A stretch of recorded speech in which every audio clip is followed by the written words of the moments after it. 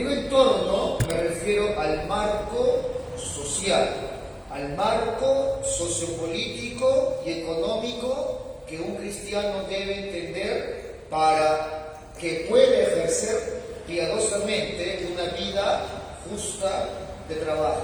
Por favor, busquemos Isaías 65.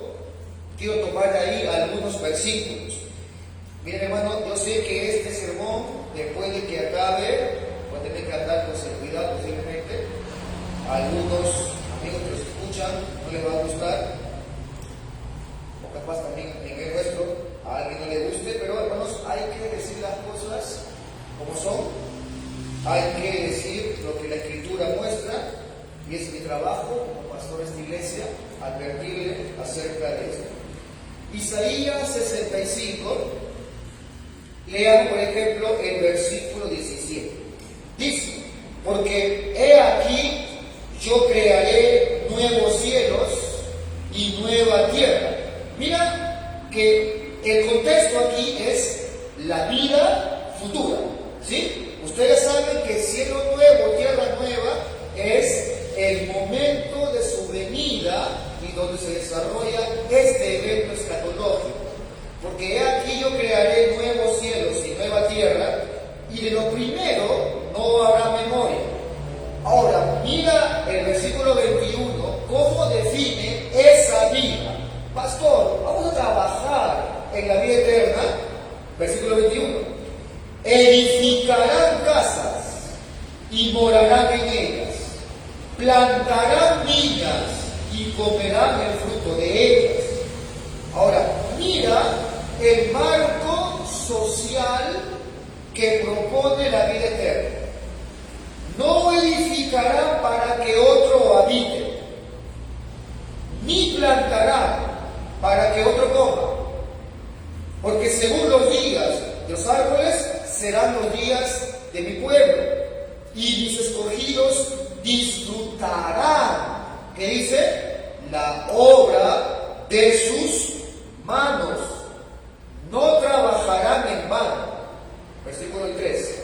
Ni darán luz para maldición, porque son linaje de los benditos de Jehová y sus descendientes con ellos. Hermano, he aquí el entorno de justicia, el entorno, el marco social de justicia que nos lleva a una adecuada teología del trabajo. Pero bueno, ya lo he dicho esto varias veces y lo reafirmo. La teología del trabajo no es solamente un conjunto de conocimientos que me sirven para trabajar mejor. No, hermano. Lo segundo, a mi humilde opinión, que podemos decir que ha sido lo más valioso que ha rescatado la Reforma Protestante luego de la sola Escritura, es la teología del trabajo. Nota que esto tiene distintas implicaciones: vida de justicia, vida de verdad, vida de prudencia, regulación en la vida de ocio. Y ahora estamos viendo que el resultado bíblico de una correcta teología de trabajo, mira la vida eterna, mira cómo lo ha descrito, es su entorno de justicia, un entorno social de comunidad justa. Dice, nadie va a edificar para que otro habite, va a haber justicia. Cada uno comerá el fruto de sus trabajos. Habrá justicia. Habrá trabajo, pero un marco de justicia. Habrá una sociedad justa, equitativa, lo que tanto anhelamos el día de hoy. Esto que narra Isaías, mi hermano, es el final de la historia del trabajo. Un final que realmente sería un nuevo comienzo. Por toda la eternidad tu trabajo, tu creatividad, tu industriosidad va a traer esplendor. Pero ese esplendor de tu trabajo ya no se va a enfocar en ti mismo, ya no se va a enfocar en nosotros, sino que va a ser usado para engrandecer el nombre de Dios, para darle esplendor no para ti ya, para la gloria de Dios. Ahora, mi hermano, si no entendemos nosotros, después de tantas enseñanzas de la teología del trabajo, si no entendemos la historia del trabajo, ¿sabes qué va a ocurrir? Tu trabajo será en vano. Vamos a seguir viviendo suponiendo que tu trabajo es simplemente un fin en sí mismo.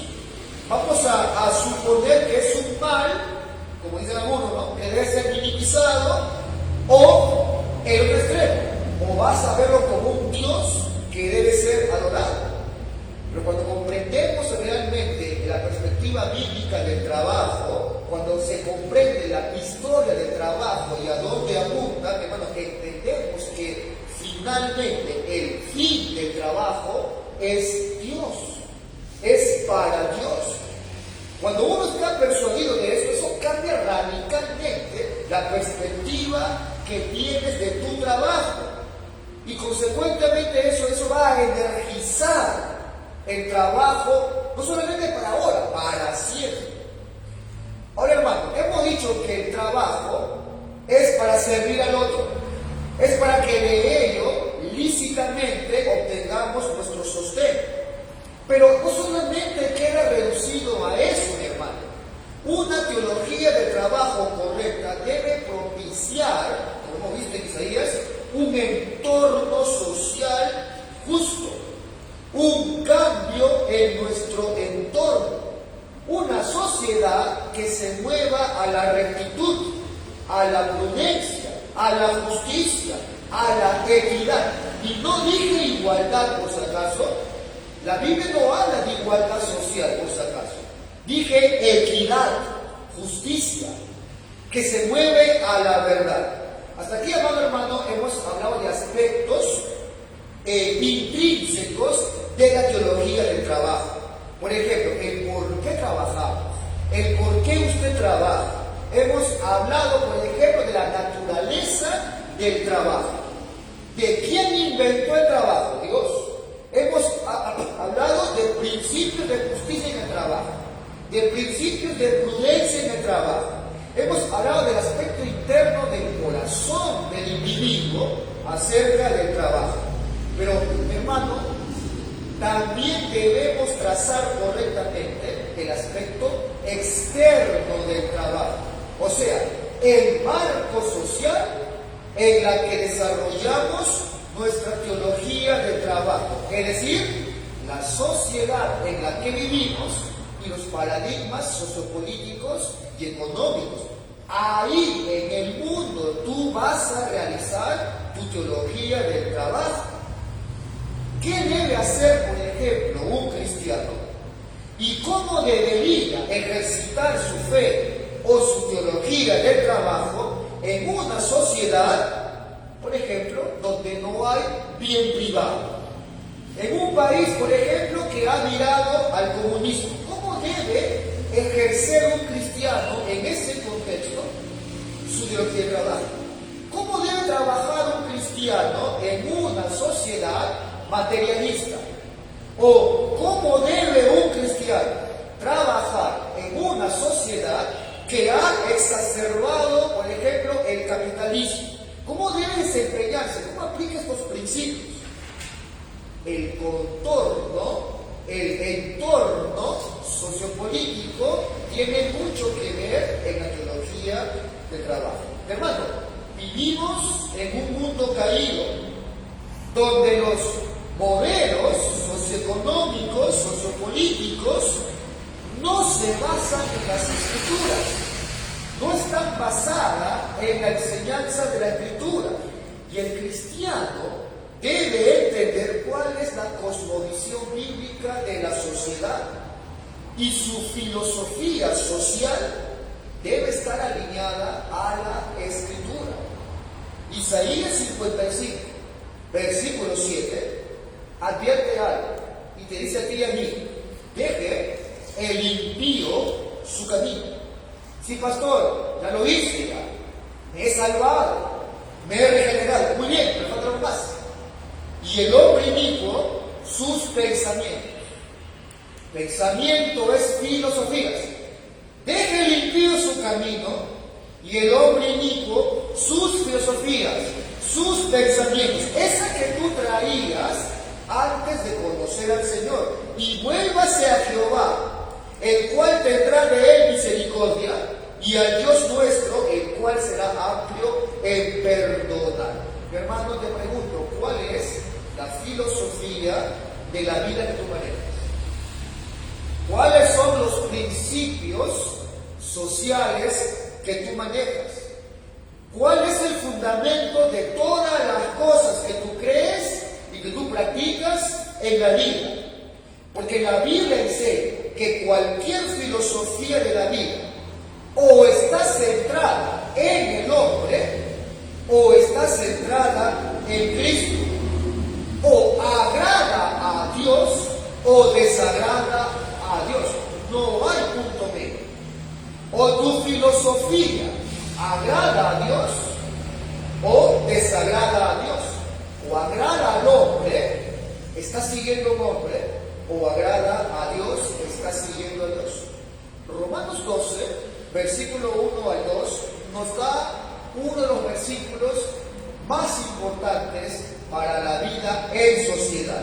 Nos dice: así que, hermanos, te ruega el apóstol Pablo, os ruego por las misericordias de Dios que presentéis vuestros cuerpos en sacrificio vivo, santo, agradable a Dios, que es vuestro culto racional. Y mira luego el versículo 2: no os conforméis a este siglo, mas reformaos por la renovación de vuestro entendimiento, para que experimentéis cuál sea la buena voluntad de Dios, agradable y perfecta. Amado hermano, en la actualidad, en esta que ahora vivimos, estamos cada vez más familiarizados con ideologías políticas, económicas y sociales que están afectando a la sociedad humana. Antes, ni siquiera prestábamos atención a estos términos. Simplemente los cristianos pasábamos a ser protagonistas del vaivén de este mundo. No nos daba igual qué es lo que se decía, qué es lo que se enseñaba. Pero en estas últimas décadas, mi hermano, las ideologías y los términos que han venido definiendo el carácter de la sociedad han ido encontrando un nicho importante en nuestras conversaciones. Por ejemplo, socialismo, comunismo, sociedad, equidad social, meritocracia y otros términos se han hecho muy común. Ahora bien, estos términos, hermano, han direccionado a la sociedad en una forma de pensar.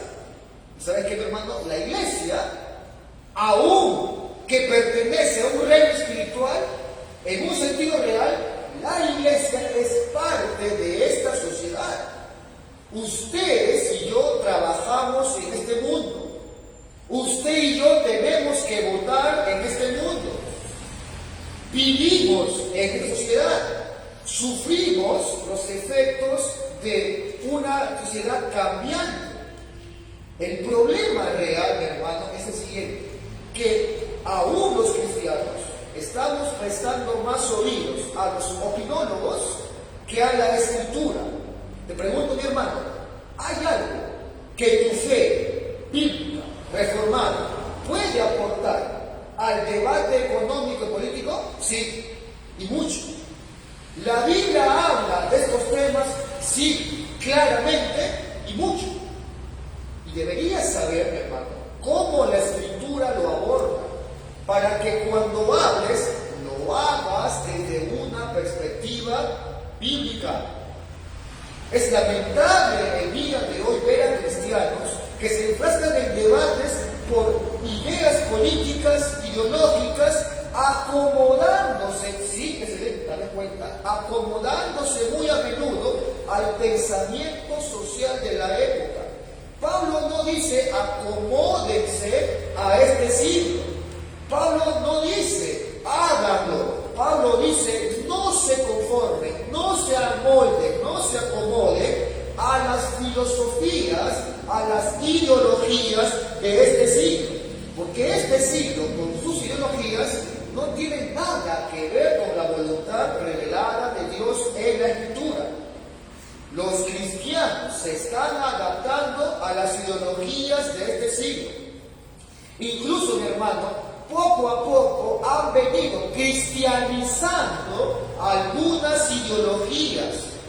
Poco a poco han venido reclamándola como patrimonio escritural algunas ideologías. Por ejemplo, hoy ya está insertado en nuestra conversación el evangelio social. Antes ni siquiera se sabía el término, hoy ya se conoce. Hoy ya se habla de una teología de la liberación, una ideología que se ha insertado aún en la iglesia.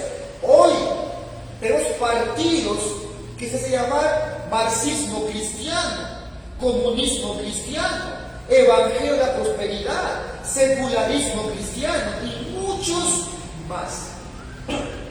Algunos incluso hay quienes afirman que Jesucristo fue el primer comunista de la historia. Hermano, de hecho, y me disculpen, pero es una burrada esto. Es una afirmación que adolece un anacronismo espantoso. Jesús no fue el primer comunista, pero hoy se quiere socializar el mensaje del Evangelio.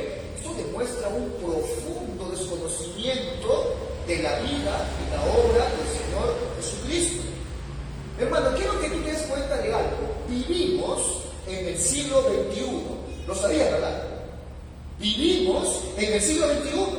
¿Sabes que estás viviendo en el siglo de la autosuficiencia? En el siglo de la autodependencia, en el siglo de las ideologías, de las libertades ideológicas, y algo más, mi hermano. Sabes, y si no sabes, quiero que te enteres, sabes que este es el siglo que la mayoría de nosotros vamos a terminar muriendo en el siglo XXI. Salvo los pequeños, o salvo que tú tengas más de 100 años, vas a pasar al otro siglo. Pero la mayoría de nosotros, si tenemos más de 30, no vamos a pasar este siglo. Así que bueno, este es tu siglo. Este es tu siglo. Piensa bien acerca del asunto. Piensa bien cómo estás interpretando lo que está ocurriendo en este que es tu siglo. Tú no vas a pasar al siglo XXII, yo tampoco. Tal vez lo hagan tus hijos. O salvo que tú vivas más de 80 años. Pero es muy probable que no. Tú y yo vamos a perecer en este siglo. Mi hermano, insisto, este es tu siglo. Piensa bien cómo estás interpretando la realidad social de este que es tu siglo. Tú no vas a estar en el siglo XXII. Vas a quedarte como yo en el siglo XXI. ¿Cómo estás viviendo la realidad de este siglo? Yo quisiera, mi hermano, hoy desnudar el contexto social actual para una vida de trabajo, pero lo voy a hacer con la ayuda del Señor, con la perspectiva de la Biblia. Yo sé que esto me va a traer muchos problemas, no es broma, ya me pasó una vez que enseñé, algunos me van a perseguir por esto, alguien no está contento que me escuche en el Facebook. Hermano, hay que decir las cosas como son. Que si trabajo como pastor, indicar esto. Vamos a leer Colosenses 2, versículo 8, y luego 3, del 1 al 3. Notan lo que dice ahí la Biblia. Mirad, que nadie os engañe por medio de filosofías y huecas sutilezas, según las tradiciones de los hombres, conforme a los rudimientos del mundo y no según Cristo. 3:1. Si pues habéis resucitado con Cristo, ¿qué es lo que nos pide la Biblia? Buscad las cosas de arriba, donde está Cristo sentado a la diestra de Dios. Poned la mira en las cosas de arriba, no en las de abajo, porque habéis muerto y vuestra vida, una de las promesas más hermosas de la Biblia, vuestra vida está escondida con Cristo en Dios. Hermano, alguien dijo lo siguiente: cuando uno no vive como piensa, acaba pensando como vive. ¿Pasó cómo me entendí? Cuando uno no vive como piensa, acaba pensando como vive. Y esto en el plano cristiano, ¿cómo se entiende? Hay muchas personas que no están caminando de la manera que profesan creer. No están viviendo como piensan. Cuando uno no vive como piensa, acaba pensando como vive. Hay muchos que no están viviendo consecuentemente a la fe que dicen creer. No están viviendo como piensan.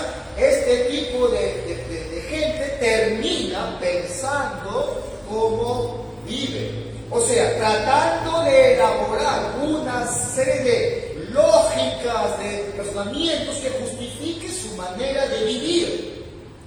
Lo que determina su fe para ellos no va a ser lo que extrae de la Escritura, sino que usa la Escritura para justificar su manera de vivir, que quizás contradiga lo que dice la palabra de Dios. Esta falta de conexión, esta falta de sincretismo entre lo que decimos creer y el cómo vive, tiene un nombre, mi hermano. ¿Sabes cómo se llama? Se llama incoherencia. Es incoherencia. Y hoy, lamentablemente, en esta parte del mundo, sobre todo en esta parte de América, estamos levantando un ejército de gente religiosa incoherente. Yo quisiera, en este entorno de justicia, es decir, analizar bíblicamente el marco social para ejecutar la teología del trabajo, comenzar el día de hoy con la comparación entre el cristianismo y el marco social del marxismo, de la cual deriva el comunismo y socialismo. ¿Qué ocurre? ¿Puede haber comunión entre el cristiano y el marxismo? Entre el creyente y el comunismo, entre el creyente y el socialismo, y luego abordaré la antípoda, el capitalismo. ¿Puede haber comunión? Veamos hoy día, comunión, ¿puede o no puede? Un cristiano y el marco social del marxismo. Hermano, y empiezo directamente al grano. Entre ambos cuadros, vida cristiana y marco social del marxismo, hermano, hay profundas discrepancias ideológicas que son irreconciliables. Son irreconciliables. Mira, algo se puede conciliar si es que de alguna manera iría a un punto en común, ¿verdad? En algún momento se puede conciliar si ambos irían en un punto en común. Pero ¿cómo van ambas ideologías? Vida cristiana, marxismo, van así. Así que es irreconciliable. Ahora bien, si tú dices, pastor, a mí no me importa lo que usted diga, yo como quiera quiero conciliar. Muy bien, hazlo. Pero debes saber algo.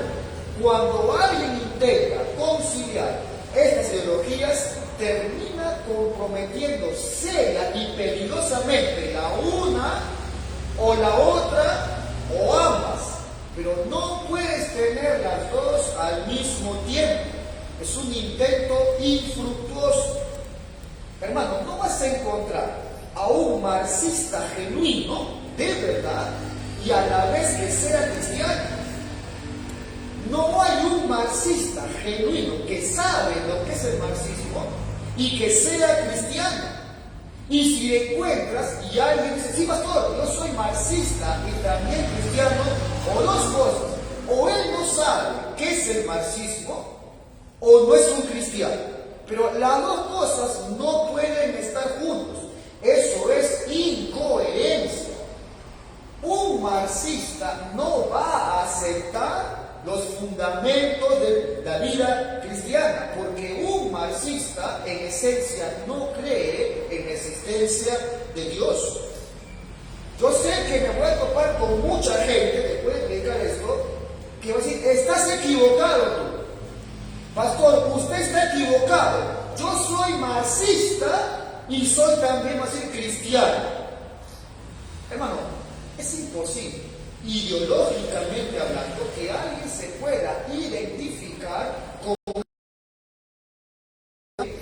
Pastor, lo que pasa es que yo adopto las partes útiles y positivas del comunismo, del marxismo, y lo he juntado a mi fe cristiana. Algunos dicen eso. Eso tiene un nombre, incoherencia. Es un peligro, mi hermano, sincretizar las ideas paganas que nada tiene que ver con la Escritura, con lo que enseña la fe cristiana. Mi hermano, eso ya se intentó hace mucho y no ha funcionado nunca. Te cuento algo. Muchos creen que fue Karl Marx el que inventó el comunismo en el siglo XIX. Muchos creen eso, ¿no? Que fue más. Aunque él fue el que hizo la defensa más extendida del comunismo, antes de él hubo muchos intentos. Y uno de los ejemplos más claros, sorpréndase, fueron los primeros puritanos. Cuando colonizaron Massachusetts, cuando salen de la persecución anglicana, los padres de Norteamérica, y van a esta región de Norteamérica en 1620, llegan, luego de la persecución, los anglicanos, y llegan con un entusiasmo exagerado, y cuando se insertan en la comunidad, practicaban algo que tú llamarías comunismo. Fue el primer modelo que practicó la comunidad puritana. William Bradford, que fue, digamos, el gobernador de la primera colonia puritana, plasmó sus crónicas de cómo vivió esa sociedad inicial. No había propiedad privada, todos los puritanos trabajaban y se repartía igual para todos. Las mujeres lavaban la ropa de todos, las mujeres cocinaban comida para todos. El resultado fue que después de 3 años no había comida para todos, y estamos hablando de los puritanos, que eran calvinistas, con una ética de trabajo que ni tú no tenemos. No eran vagos, era un pecado el ocio para ellos. Tenían una ética elevadísima del trabajo. Aún así, ese sistema no funcionó. William Bradford tomó consejo de los ancianos de la comunidad y decidió suspender ese modelo y dijo, vamos a darle tierra mejor a cada familia. ¿Qué ocurrió? Aumentó meteóricamente el beneficio social y económico de las familias. Los que no querían trabajar por alguna enfermedad se veían motivados porque ahora trabajarían para sí. Los hombres que antes no veían motivación porque trabajaban también para criar a otros hijos, ahora veían que su trabajo esforzado era para el bien de su familia. Y las mujeres que antes cocinaban para toda la comunidad, ahora se dedicaban a su familia, veían mayor gozo en esa labor. Y esta comunidad floreció. De ahí tenemos el gran ejemplo puritano del trabajo. De ahí se desprende todo lo que hicieron esos hombres, la herencia de una ética de trabajo. Ellos probaron y eran calvinistas, una ética de trabajo impecable, y aún así no prosperó este sistema. El cambio en esta comunidad fue espectacular, prosperó. Era una colonia próspera. Por lo que dice Pablo, mira, que nadie os engañe por medio de filosofías y huecas sutilezas según las tradiciones de los hombres, conforme a los rudimentos del mundo y no según Cristo. Amalgamamos entonces ideas paganas con la palabra de Dios. ¿Y sabes ¿Qué es lo ofensivo aquí, mi hermano? Cuando tú estás tomando, mira pastor, yo voy a tomar lo mejor del marxismo y lo voy a mezclar con mi cristianismo, estamos asumiendo de plano que la escritura no es suficiente en materia social. O sea, estás diciendo que Dios no tiene ningún aporte constructivo, ningún aporte suficiente en la revelación de la escritura para materia social, que debo aumentarle o complementarle una guía que viene de hombres caídos, de hombres mortales, porque la Biblia no habla mucho de cómo regular la vida social. Eso es, mi hermano, incoherencia. Cuando tú has visto que vamos a pedirle consejo a lo que dicen hombres caídos, la escritura, mi hermano, es suficiente aún para materia social. La pregunta es, ¿el pensamiento de Dios es marxista?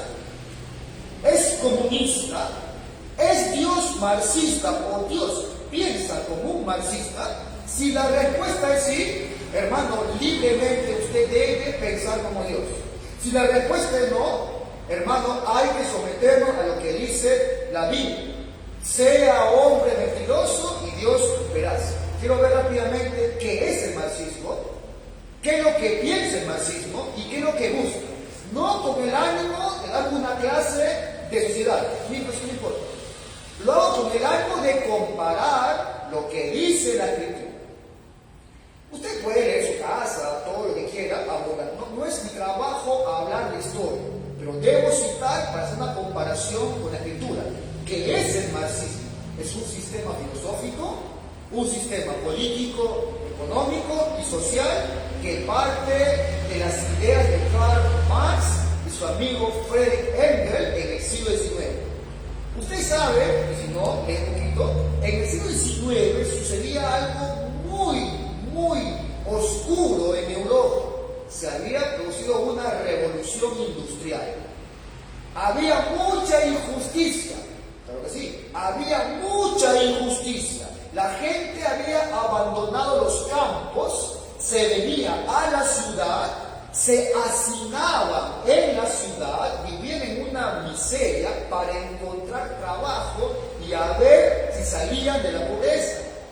Había mucha insalubridad, había pobreza, eran explotados. Las máquinas que se habían inventado aún no estaban perfeccionadas y eventualmente mucha gente perdió la vida o fue desmembrado porque esas máquinas todavía no estaban probadas. Mucha gente moría, mucha gente perdía sus extremidades. Y ahí las ideas de Marx rechazaban el capitalismo y tenía la ilusión de una sociedad donde no había ni ricos ni pobres, no había ninguna clase social, digamos así, y tampoco había Estado. Eso es, en términos generales, lo que es el marxismo. En nuestro continente, ¿qué es el marxismo? Es un movimiento político que se basa en la doctrina de Karl Marx. No se basa en la buena voluntad de Dios, sino en la de un hombre, como Karl Marx, para poder construir una sociedad utópica donde los trabajadores, los que eran explotados, ahora sean los que gobiernen y dirijan la sociedad. Pastor, pero ¿había o no algo injusto? Claro que sí, había mucha injusticia.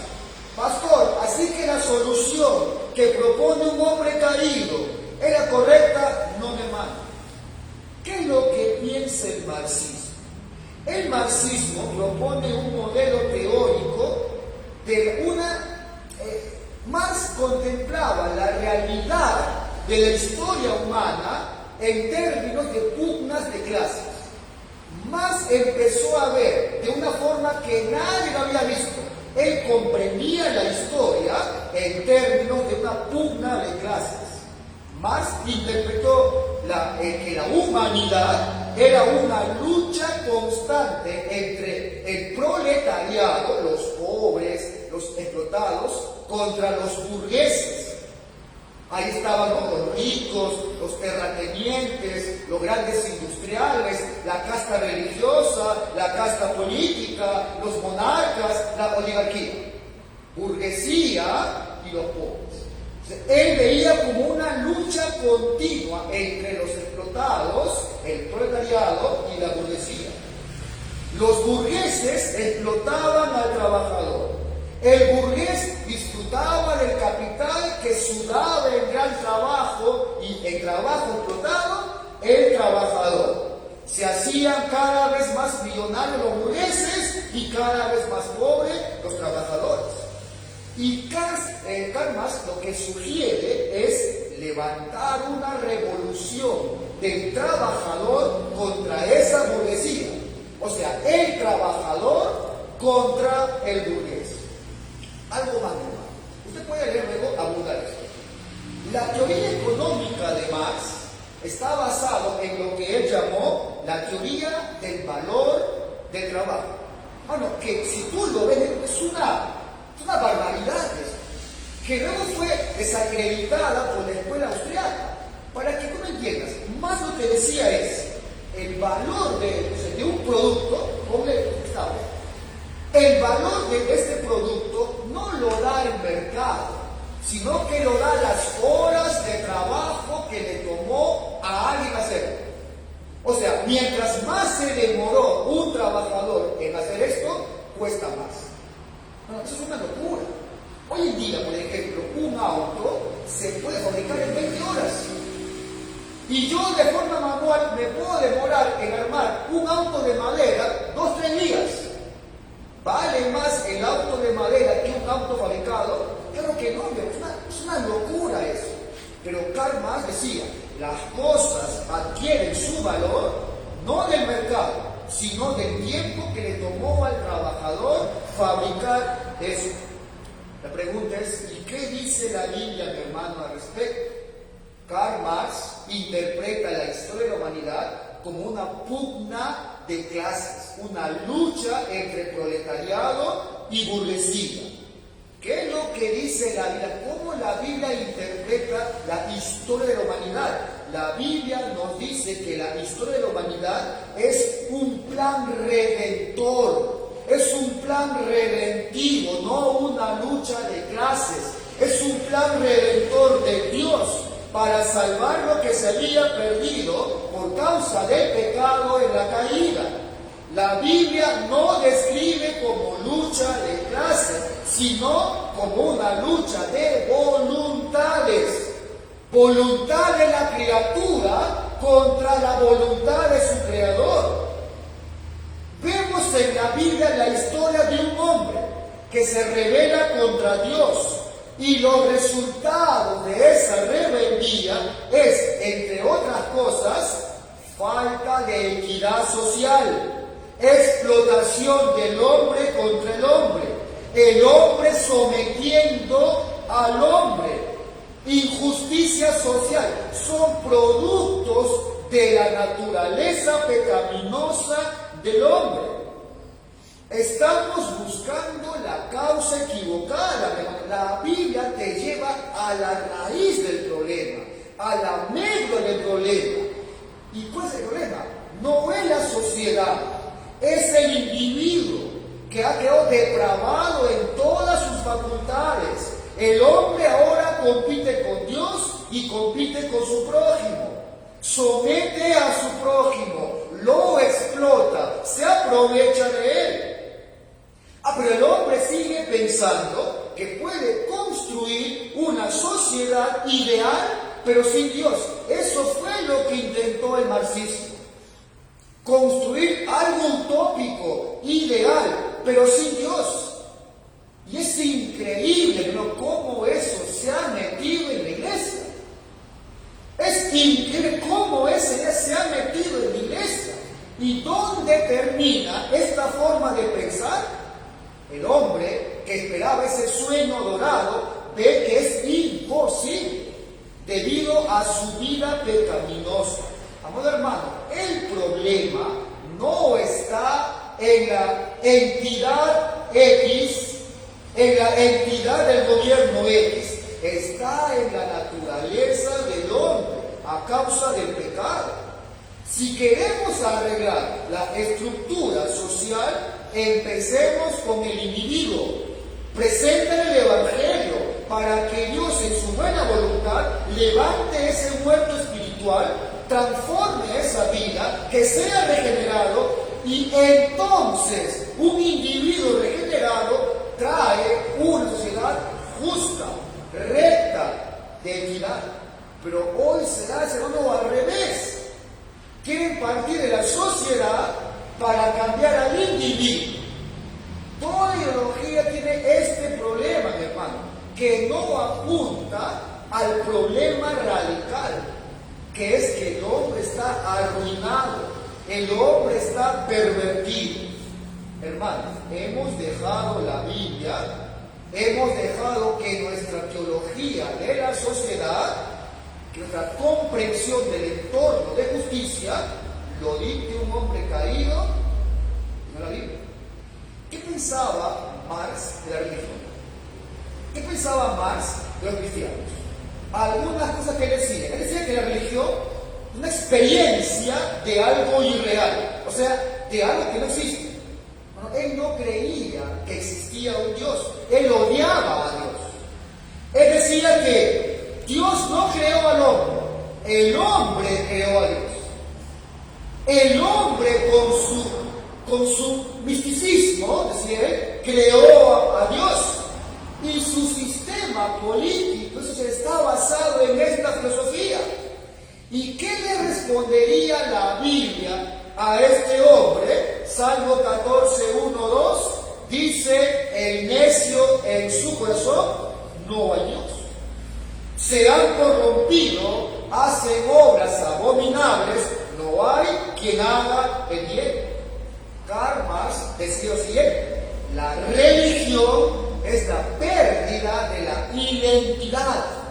¿Sabe por qué? Porque decía Marx, él pensaba que la religión, la fe, desviaba al hombre del único ámbito donde este individuo podía realmente ser salvo y feliz. ¿Y cuál es ese ámbito, pastor? El mundo, la tierra, el mundo materialista. Este hombre era un materialista. Él decía que la religión le restaba capacidad, determinación al hombre para cambiar la situación social, política y económica y poder lograr el hombre en su lucha la salvación social y la plena felicidad. Para él era tener la tierra, lo material, esa era la salvación. No entraba en la ecuación de Marx Dios, su justicia, el pecado. Él no creía que el hombre era pecador. Él pensaba que el hombre está aquí para hacer que valga sus derechos, para reclamar una equidad social. Él decía que la religión es el opio de los pueblos, porque lo estupidiza, porque lo adormece, porque lo atonta. Y así esta persona, en vez de luchar en una revolución para que se libre de la cadena del opresor, más bien lo adormece en su espíritu revolucionario. Te pregunto, si aquí estuviera Jesús vivo, o el apóstol Pablo, y le preguntaría: Jesús, Pablo, ¿estás tú de acuerdo con el marxismo?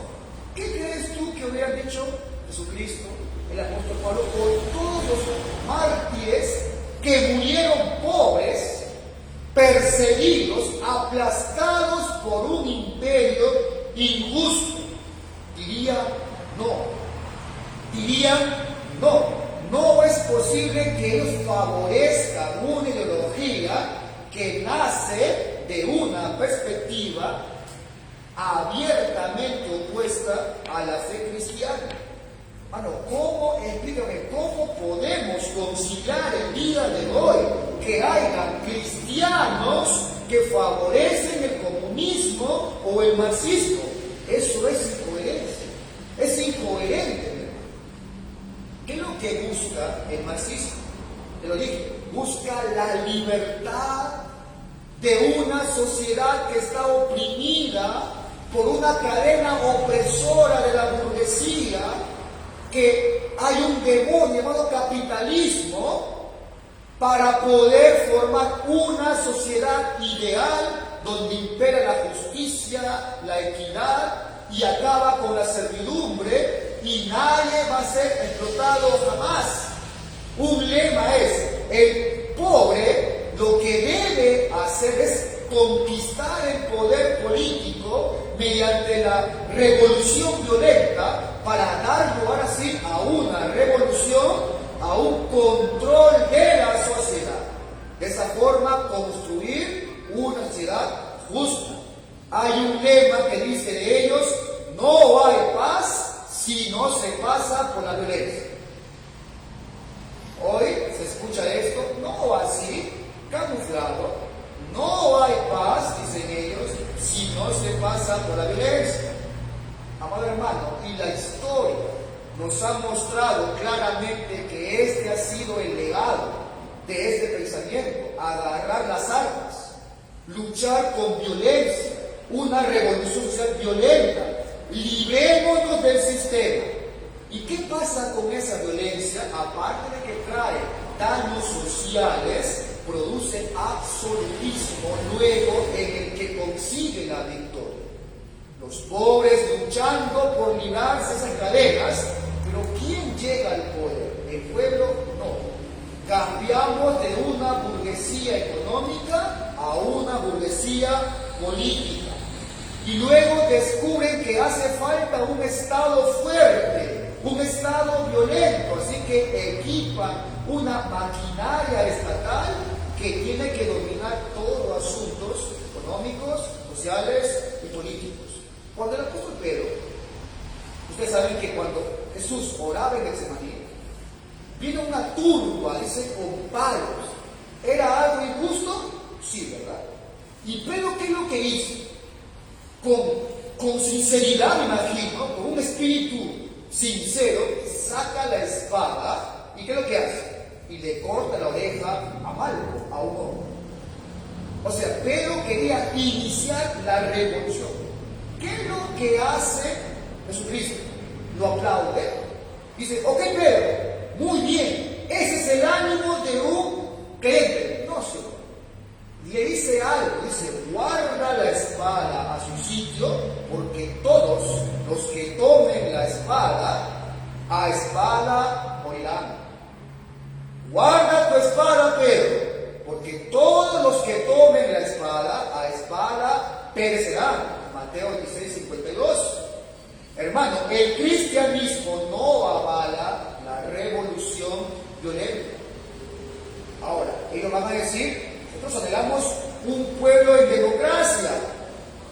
Vamos a escuchar al pueblo. Queremos una sociedad democrática.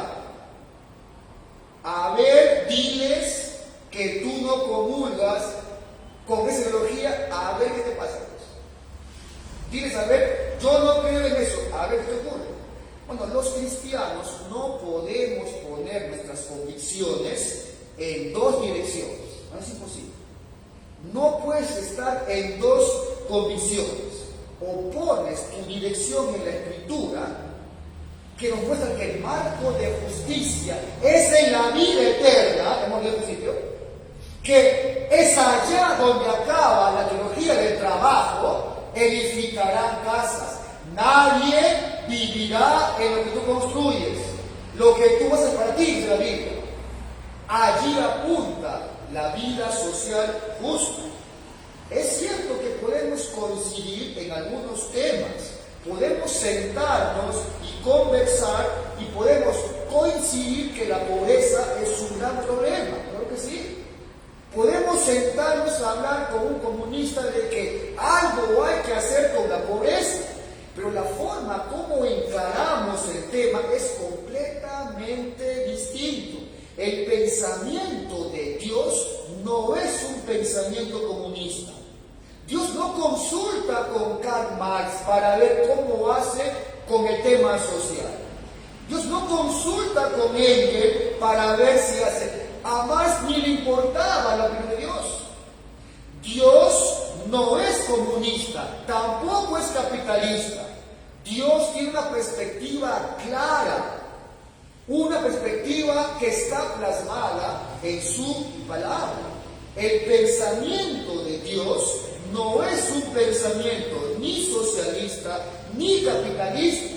Dios no ha hecho lo que ha hecho para unir las ideas libertarias con el que piensa diferente a él. No es ese su propósito.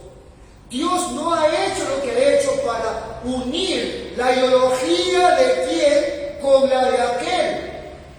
No, mi hermano, Él tiene un propósito: santificarse un pueblo para sí mismo y a través de ello darle una perspectiva bíblica de lo que es el marco social para una vida de trabajo. En la Biblia vemos el arte del gobierno, que no es ni de izquierda ni de derecha. Tampoco busca un punto medio como hacen algunos. Vamos a buscar a ver la Biblia cómo se ajusta por acá, por acá. Eso no hace la Biblia. Cristo no vino a reconciliar al comunista con el de derecha, al de izquierda con el de centro. No ha venido a reconciliar el pensamiento de un hombre con el de otro hombre. Cristo ha venido a hacerse un pueblo santificado para sí mismo. Pastor, ¿cómo sé yo si estoy persiguiendo una cosmovisión bíblica o es que me he amoldado, como dice el apóstol Pablo, a este mundo siguiendo una ideología sectaria y pagana? Amado hermano, las ideologías no emanan de la Escritura, no emanan de la Biblia, sino de la búsqueda de hombres caídos que han buscado satisfacer sus deseos sin tener en cuenta a Dios. Te pregunto, y hazte estas preguntas y, hermano, evalúese. ¿Estás seguro? ¿Estás seguro que todas tus resoluciones, que todas tus convicciones, de verdad, están reguladas por la ética bíblica? ¿Estás seguro que tu convicción política, social, la que fuese, está regulada por la ética bíblica? ¿Has consultado la Biblia, que eso que tú crees enseña la Biblia? Hermano, ¿haces aún teología con la manera de pensar del hombre sin Cristo? O sea, tu teología parte de un hombre sin Cristo. Adoramos a Dios con la manera de pensar del hombre sin Cristo. Predicamos y enseñamos con el estilo y la pedagogía del hombre sin Cristo. Queremos construir sociedades siguiendo los criterios del hombre sin Cristo. Tu concepto político y de sociedad, hermano, descansa en lo que dice la Escritura o en lo que dice pensamientos de hombres que no quieren saber nada de Dios. ¿Usas la misma retórica de ellos? ¿Anhelas lo que desean ellos? ¿Trabajas materialistamente como lo hace el hombre sin Cristo?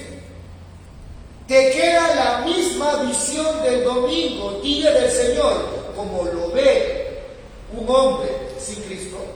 Te pregunto, ¿te has amoldado a este mundo y sus pensamientos y no te has dado cuenta? Capaz que tú ni te has dado cuenta que te has amoldado al pensamiento de este mundo. Si lo estás haciendo, mi hermano, mi hermana, dice el apóstol Pablo, Romanos 12, que el culto que tú estás ofreciendo no es a Dios, es al mundo. Si así como vives, el culto que tú estás dándole no es a Dios, es al mundo. ¿Qué es presentar un culto racional? Pastor, es lo que hago en la iglesia cuando adoro, eso es parte de mi hermano. El culto racional es qué tipo de vida estás tú viviendo en la sociedad, donde estás tú insertado. Darle culto es honrar a Dios, cómo pienso, cómo me visto, en el beber, en el comer y hasta cómo dispongo mis ideas según mis convicciones. O sea, el culto racional es hacer que el mundo vea que la parte central de mi vida es Dios. Y solo Dios. Y lo que Él dice. Y cómo Él regula. Y lo que Él piensa acerca de sociedad, lo pienso también yo. Bueno, quisiera con esto. Yo sé que esta filosofía busca la equidad, salvar al mundo, que todo sea justo. Pero mi hermano, te tengo una pésima noticia. Este mundo, no lo digo yo, lo dice la Biblia, este mundo no puede ser salvado. Tú no vas a salvar al mundo. Y los que digan que lo van a hacer, sea quien sea, político, quien sea, te están mintiendo. Este mundo va a ser condenado. Es más, ya es condenado. Dice que está reservado para el día del juicio. Este mundo tiene que ser regenerado. Dios va a terminar, dice la Escritura, con este siglo malo y va a establecer en la eternidad su propia voluntad como centro de lo que Él quiere, no como la voluntad de hombres caídos. Así que, mi hermano, no se haga ilusiones. No crea en falsas promesas políticas, ideológicas, económicas, que buscan el placer, que buscan la equidad, que buscan el hedonismo en un mundo perfecto, pero sin Dios. Quieren un mundo perfecto, pero sin Dios. No quieren nada con Dios. Amado hermano, te ruego, como el apóstol Pablo, no te amoldes a este mundo. Desabraza, suelta el pensamiento de este mundo caído y aprende a amoldarte a la palabra de Dios. El marco social de justicia para una vida de trabajo, hermano, hemos hablado que no solamente la adecuada teología del trabajo apunta adentro. Pastor, ya comprendí que debo ser justo, debo ser prudente, es un medio para obtener mi sostén, pero también la teología del trabajo afecta a tu entorno, afecta a tu comunidad, pero la perspectiva bíblica es mira a lo eterno. La promesa de Isaías, pero que dice, es allá, cuando cielos nuevos, tierras nuevas, edificarán casas, vivirán en ellas, habrá trabajo, plantarán viñas, comerán de su fruto, no edificarán para que otro habite. No hay comunismo, no hay que todo para todos. Dice, no edificarán para que otro habite, ni plantarán para que otro coma, porque según los días de los árboles serán los días de mi pueblo, y mis escogidos disfrutarán la obra de sus manos. No trabajarán en vano, ni darán luz para maldición, porque son linaje de los benditos de Jehová y sus hijos con ellos. Oramos. Amado Señor, te agradecemos por esta exposición. Sé que es un tema un tanto polémico, pero es parte de la comprensión de la teología del trabajo. Te ruego, Señor, que traigas claridad y cuando toquemos otros puntos que también son parte de lo que hace el marco de justicia, podamos, Señor, tener la historia completa y poder ser persuadidos